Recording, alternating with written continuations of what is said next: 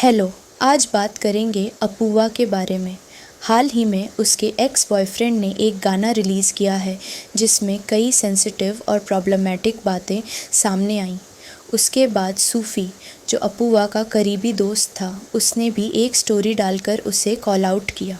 इतना ही नहीं, अपूर्वा की पुरानी स्कूल फ्रेंड ने हमसे कांटेक्ट किया और डिटेल्स शेयर किए, ये कहते हुए कि अपूर्वा अपने इंटरव्यूज़ में कई बार सच नहीं बोलती। चलो शुरू करते हैं उत्सव से। उसने जो गाना डाला उसका नाम है क्यूट लिटिल रेड फ्लैग्स।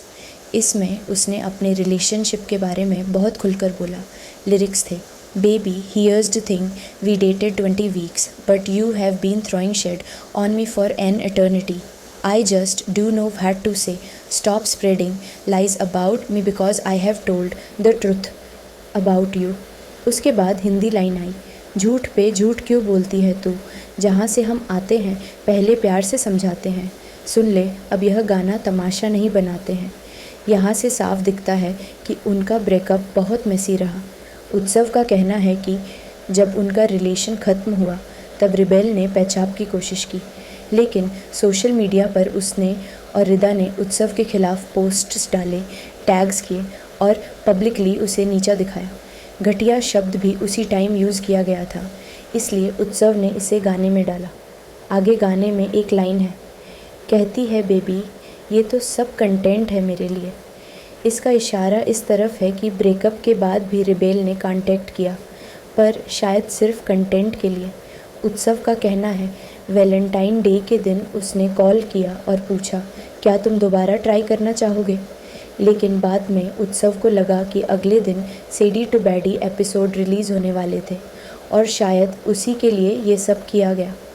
एक और पार्ट था, किनारे लगाए चीट करके पकड़े जाने पे जिसे शर्म न आए. यहाँ उत्सव ने क्लियर किया कि उसे चीट किया गया था.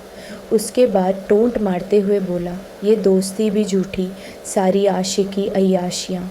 ये लाइन ज़्यादातर रिदा के लिए थी क्योंकि ब्रेकअप के बाद वो भी लगातार कमेंट्स और डिग्स ले रही थी. इसके अलावा उत्सव ने एक लंबा कैप्शन लिखा, अगर कोई और बकवास करी तो मैं रिसीट्स निकाल दूंगा. Never try to gain sympathy by creating fake narratives just to make content. Having a big fan base does not give you the right to attack someone. जब मुझे चीटर और अब्यूज़र कहा गया, मैंने तुमसे और तुम्हारी एजेंसी से हेल्प मांगी, लेकिन रिटर्न में मुझे बोला गया you are nobody, be happy you got to date her. तो यह मैसेज है उस नोबडी की तरफ से. बड़े नंबर सिर्फ ऐप पर मायने रखते हैं, रियल वर्ल्ड बाहर है, रोड को फॉलोअर्स नहीं चाहिए. उसने एंड में लिखा, ग्रो अप किड. जनवरी 2024 तक दोनों रिलेशनशिप में थे. उसी टाइम रिबेल थाईलैंड ट्रिप पर गई थी. वापस आने के बाद उनका ब्रेकअप हो गया. इसके बाद से रिदा और रिबेल दोनों ने सोशल मीडिया पर उत्सव को टारगेट करना शुरू किया. उनके बड़े फ़ैन बेस के कारण लोग मानने लगे कि गलती उत्सव की थी और वही चीटर है. पिछले 1 साल से उसे लगातार हेट मिल रहा है. शायद यही वजह थी कि अब उसने पब्लिकली अपनी साइड बताई. हालांकि अपूर्वा के फैंस अब भी कह रहे हैं 1 साल बाद क्यों बोला, बस फेम लेना चाहता है. लेकिन उत्सव का कहना है कि उसने पहले रिबेल की एजेंसी से कांटेक्ट करने की कोशिश की थी, वहाँ से जवाब आया तुम नोबडी हो. इसी वजह से उसने अब ये स्टेप लिया. अब आते हैं रिबेल की तरफ. गाना रिलीज़ होने के बाद उसने डायरेक्टली तो कुछ नहीं कहा, लेकिन उसकी क्लोज़ फ्रेंड्स ने इंस्टाग्राम पर पोस्ट्स किए.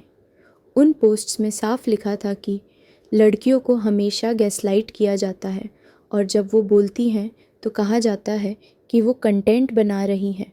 रिबेल की एजेंसी ने भी एक अनऑफिशियल स्टेटमेंट दिया कि हम अपने टैलेंट के साथ खड़े हैं, किसी भी तरह के गलत नैरेटिव को बर्दाश्त नहीं करेंगे. इससे साफ था कि रिबेल पब्लिकली सीधे जवाब नहीं देना चाहती, लेकिन अपने फ्रेंड्स और टीम के ज़रिए उसने मैसेज दे दिया.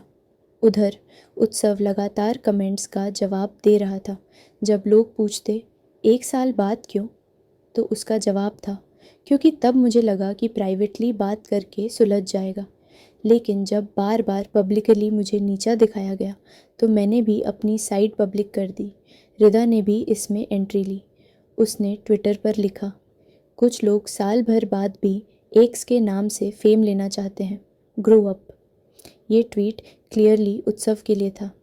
सोशल मीडिया पर अब माहौल ऐसा हो गया कि हर कोई अपनी अपनी साइड से नैरेटिव चला रहा था।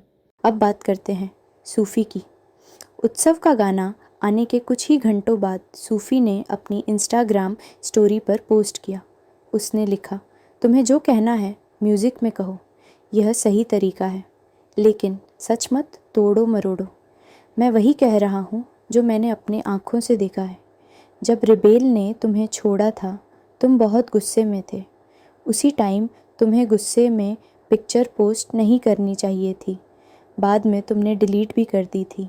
लेकिन अब जाकर गाना डालना और पुराने किस्से को म्यूज़िक में तोड़ना मरोड़ना सही नहीं है। ग्रो अप भाई। सूफ़ी ने यही भी कहा कि गाना सुनने के बाद उसे लगा कि ये पूरी कहानी सिर्फ एक तरफ़ा है। ब्रेकअप का दर्द सबको होता है, लेकिन इसे पब्लिक ड्रामा में बदलना गलत है।